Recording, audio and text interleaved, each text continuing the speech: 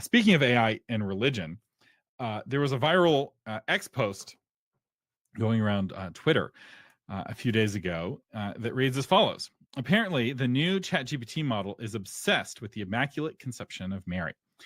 There's a whole team inside OpenAI frantically trying to figure out why, and a huge development effort to stop it from talking about it in production.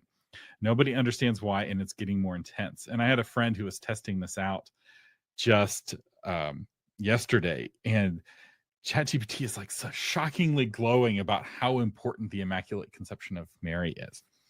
And it's really, really fascinating. And it's an opportunity for those of you who write sci-fi.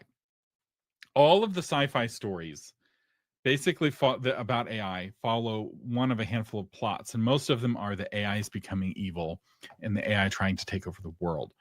And that's unlikely to happen for a bunch of reasons, but it's also a really tired story. We've already seen that done in the film. We've already seen that done in books, and it's unlikely for you to do a better version of that than Asimov or Terminator or the other stories that are like that.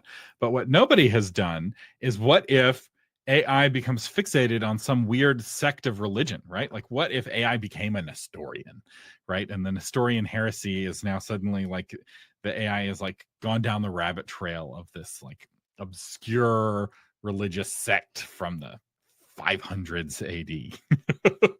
That could be a really fun topic to explore, right? Because AI is reading all these religious texts. It's read all of the religious texts. Religious texts are very unlikely to be copyrighted, which means they're in all of the models.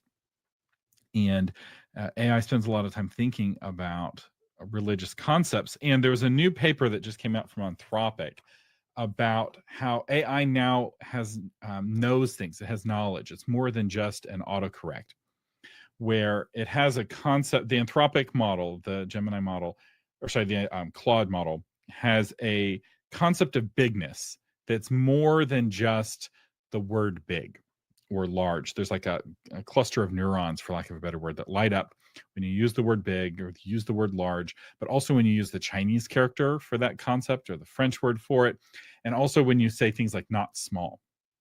So it has this understanding of what bigness is beyond just predicting the next token. So spending a lot of time thinking, and now that it's starting to understand concepts, it could go down the rabbit hole of religion. And that's a fascinating concept that you could explore in your next sci-fi. Jay says, you can also use AI in human treatment of them as a metaphor for bigotry. You can. In fact, that has been done somewhat already. I think the iRobot stories by Asimov explore that a little bit.